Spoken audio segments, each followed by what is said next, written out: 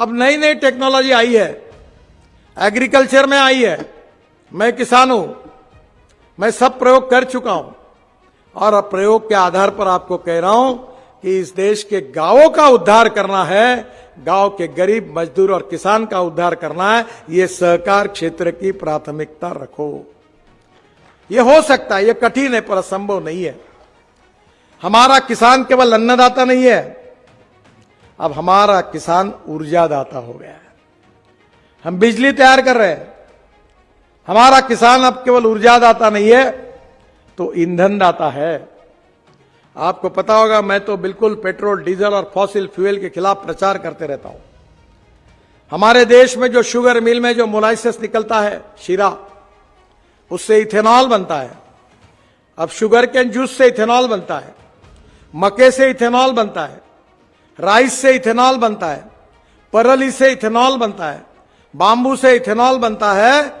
आज हमारे देश में इथेनॉल ये किसानों ने तैयार किया हुआ फ्यूल है। अब किसान अन्नदाता नहीं, ऊर्जादाता नहीं तो ईंधन दाता बना है। और मेरे पास गाड़ी है, दिल्ली में भी है और नागपुर में भी है। टोयोटा की इनोवा गाड़ी है, जो वर्ल्ड की पहली गाड़ी है कि जो 100% बायो इथेनॉल पे चलती है, 60% बिजली तैयार करती है और वर्ल्ड की यूरो 6 इमिशन नॉर्म्स को पूरा कंप्लाई करने वाली दुनिया की पहली गाड़ी है। टोयोटा कंपनी ने बनाई है। और बहनों और भाइयों, उसका एवरेज पेट्रोल की तुलना में अगर हिसाब लगाया तो 25 रुपए लीटर पेट्रोल का भाव होता है। 25 रुपए लीटर। अब इंडियन ऑयल ने 400 पंप इथेनॉल के खोलने का निर्णय किया है। और इतना ही नहीं, तो आज मुझे इस बात की खुशी है कि आज हमारे देश में टाटा, महिंद्रा, मारुति सुजुकी, फिर टोयोटा, हुंडई, क्योंकि मैं ट्रांसपोर्ट मंत्री हूं इसलिए मैं अथॉरिटी हूं इसका, इसलिए आप मेरे पर विश्वास रखिए। पांचों कंपनियां अपनी गाड़ियां 100% फ्लेक्स इंजन पर यानी इथेनॉल पर ला रही है। हम 22 लाख करोड़ रुपए का fossil fuel, petrol, diesel, gas import करते हैं। और मेरा सपना है, मैं 2004 से काम कर रहा हूं कि ये 22 लाख करोड़ में से कम 15 लाख करोड़ इस देश के किसानों के जेब में जाएंगे तो गांव समृद्ध बनेंगे, संपन्न बनेंगे। बजाज कंपनी की मोटरसाइकिल स्कूटर, टीवीएस की मोटरसाइकिल स्कूटर, हीरो की मोटरसाइकिल स्कूटर, होंडा की मैंने लॉन्च की है 100% इथेनॉल पर। पेट्रोल की जरूरत नहीं है। और ये जो परली है जो पंजाब में जलती है, उसकी कोऑपरेटिव सोसाइटी में बनाई है। परली से बायो सीएनजी बनता है। परली को बायोडाइजेस्टर में डालकर 400 कंपनियां आ रही है, पंजाब में भी है। और वो जो सीएनजी निकलता है, उसका एक ही बात आपको बताता हूं कि 3 महीने पहले पूना में मैंने बजाज कंपनी की मोटरसाइकिल को, सीएनजी पर चलने वाली मोटरसाइकिल को लॉन्च किया। तो वो मालिक ने क्या बताया कि पेट्रोल पर चलने वाली जो मोटरसाइकिल, राजीव बजाज यूट्यूब पर है, वो देख लीजिए आप, कि पेट्रोल पर चलने वाली मोटरसाइकिल का 1 किलोमीटर का खर्चा 2 रुपए 25 पैसे है और सीएनजी पर चलने वाली जो मोटरसाइकिल मैंने लॉन्च की, उसका खर्चा 1 रुपया है। अब सीएनजी पर ट्रैक्टर आ रहा है, सीएनजी पर बसेस आ गई। मैं ट्रांसपोर्ट मंत्री था, सब ट्रैक्टर वाले मेरे पास आए। मैंने उनको कहा कि आपको यूरो 6 इमिशन नॉर्म्स का तो मैं फाइल पर साइन कर दूंगा, तो आपको कंप्लाई करना पड़ेगा। तो बोले ट्रैक्टर की कीमत 1 लाख रुपए बढ़ेगी। तो मैंने उन्होंने कहा कि हमारी एक प्रार्थना है। मैंने बोला क्या है? बोले आप एक काम करिए, इसको पोस्टपोन करिए। मैंने बोला एक ही कंडीशन पर करूंगा। बोले क्या? मैंने बोला आप इलेक्ट्रिक पर चलने वाला ट्रैक्टर लाइए, आप सीएनजी पर चलने वाला ट्रैक्टर लाइए, आप फ्लेक्स इंजन पर, इथेनॉल पर चलने वाला ट्रैक्टर लाइए। बहनों और भाइयों, महिंद्रा एंड महिंद्रा ने अब सीएनजी पर चलने वाला ट्रैक्टर लाया। मैंने खुद अपना ट्रैक्टर सीएनजी पे कन्वर्ट किया। जो 3 लाख रुपए डीजल का खर्चा है, वो 1 सवा लाख रुपए पर 2 लाख रुपए की बचत। अभी इलेक्ट्रिक का ट्रैक्टर भी आया, जो हमारे एग्रोविजन में हमारे किसानों ने देखा, मेरठ में बना, काफी नए स्टार्टअप बना रहे, जहां 3 लाख रुपए डीजल पर खर्चा होता है, वह इलेक्ट्रिक का खर्चा केवल 25,000 रुपए है। To save moneys to earn money. अगर आपने 15-20 किसानों ने एक इलेक्ट्रिक ट्रैक्टर खरीदी किया, फार्मर प्रोड्यूस कंपनी खोलकर, और पूरा आपका जमीन का काम उस ट्रैक्टर से किया, तो केवल 1200 से 1500 रुपए एकड़ खर्चे में आपका काम हो जाएगा। यही सहकार है। अभी हमारे यहां या पंजाब में, हरियाणा में कितनी भयंकर स्थिति है, जमीन पत्थर जैसी बनी है, क्योंकि एक्सेस यूज ऑफ फर्टिलाइजर ये समस्या है। इतना यूरिया और मिश्रकत यूज कर रहे हैं। मेरी बात पर इसलिए विश्वास रखिए कि मैं ऑर्गेनिक खेती करता हूं। गन्ने में इस बार हमने नैनो यूरिया और नैनो मिश्र खाद, आप क्या इफको वाले आए थे ना, आए यहां, और मैंने यूज किया।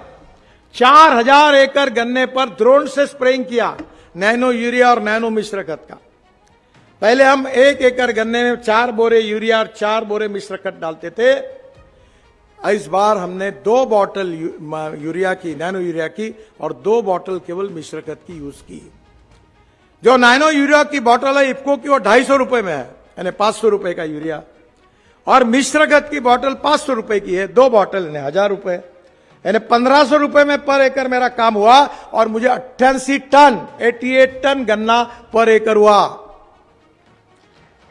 और ये जो 4-4 बोरे डालते हैं, इसमें से 75% डाला हुआ फर्टिलाइजर वेस्ट होता है और 25% क्रॉप को जाता है। और जब ड्रोन से स्प्रेइंग करते हैं तो 25% वेस्ट होता है और 75% प्लांट को जाता है।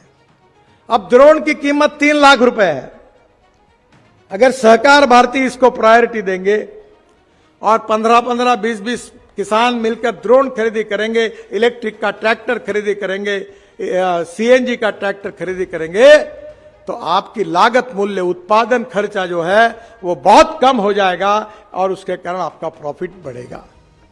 पर एकड़ प्रोडक्शन बढ़ाना चाहिए और उत्पादन खर्चा कम करना चाहिए। ऐसे अनेक प्रयोग हम कर सकते हैं।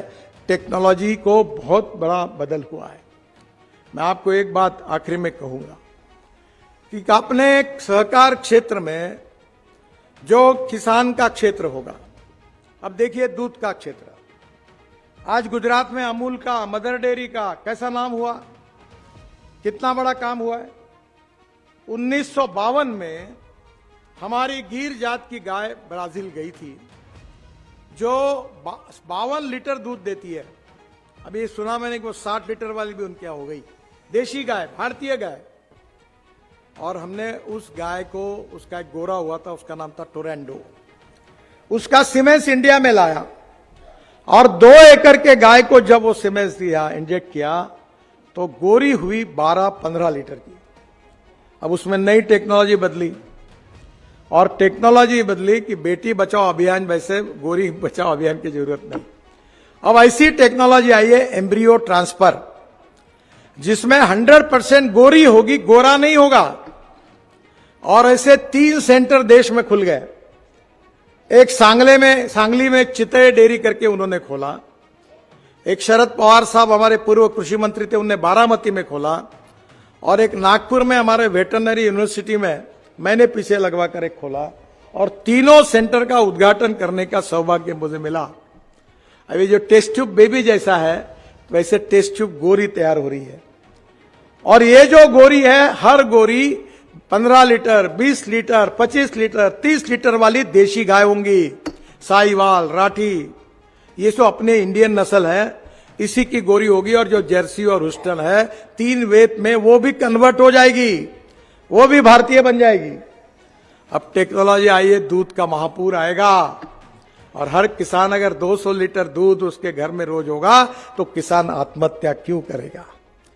गांव समृद्ध संपन्न क्यों नहीं बनेंगे? और इसलिए बहनों और भाइयों, टेक्नोलॉजी का उपयोग करने में कोऑपरेटिव संस्था बनाते समय सोचिए। 4 बातें महत्वपूर्ण है। Proven technology, economic viability, availability of raw material and marketability of the finish product. और ये 4 बातें देखकर सहकार क्षेत्र में काम करने वाले लोग जल, जमीन, जंगल और जानवर आधारित विशेष रूप से गांव गरीब मजदूर किसान को समृद्ध और संपन्न बनाने के लिए कोऑपरेटिव मूवमेंट गांवों तक कैसे पहुंचाए, इसको प्राथमिकता दीजिए।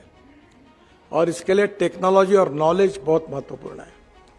Innovation, entrepreneurship, science, technology, research, skill and successful practices, we name it as knowledge, and conversion of knowledge into wealth is the future। और इसलिए टेक्नोलॉजी का उपयोग करके ग्रामीण क्षेत्र में हमारे गांव गरीब मजदूर किसान के जीवन में happy human index, domestic happy human index बढ़ाने में सहकार क्षेत्र बहुत महत्वपूर्ण भूमिका निभा सकता है। कुछ भी हो सकता है। मैं तो कचरे को, मैंने आपको बताऊंगा, आश्चर्य होगा आपको, जो टॉयलेट का पानी होता है ना, आप घर में डालते हो, वो पानी बेचने का काम हमने किया। और नागपुर में मेरे कॉन्स्टिट्यूंसी में टॉयलेट का पानी बेचकर हमको 300 करोड़ रुपए साल के मिल रहे, 300 करोड़। अब हम कचरे का उपयोग कर रहे हैं। ये आप पानीपत से जाकर दिल्ली में हमारा रोड बन रहा है UR2, हमने गाजीपुर दिल्ली में एक टेकड़ी थी, उसका कचरा 7 मीटर डाउन किया, कचरा रोड में डाला। अब बायोमास से परली से इथेनॉल नहीं, परली से डांबर बन रहा है।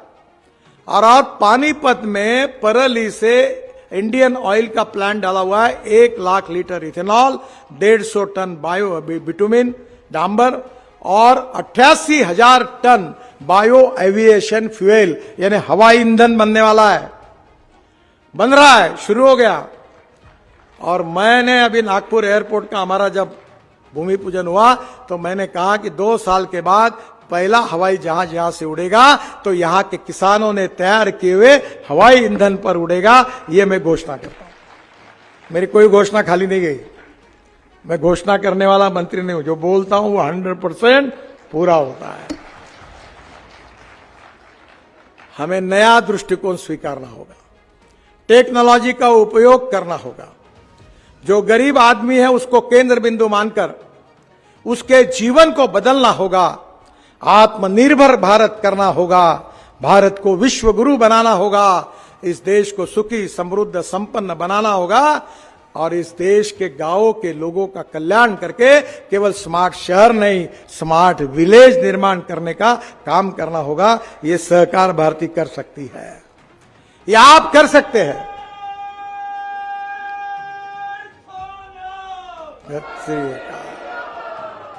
और इसीलिए मैं आपसे अनुरोध करूंगा कि भविष्य के भारत को निर्माण करने के लिए सहकार क्षेत्र में futuristic technology and futuristic vision के आधार पर हमारे देश को विश्व गुरु बनाने के लिए संकल्प करिए और गांव गरीब मजदूर किसान गरीब व्यक्ति का कल्याण करके आत्मनिर्भर भारत बनाने का सपना हम सहकार क्षेत्र के द्वारा पूरा कर सकते हैं। यही आह्वान लेकर आप जरूर यहां से जाइए और यशस्वी होइए, यही आपसे अनुरोध करता हूं। बहुत बहुत धन्यवाद।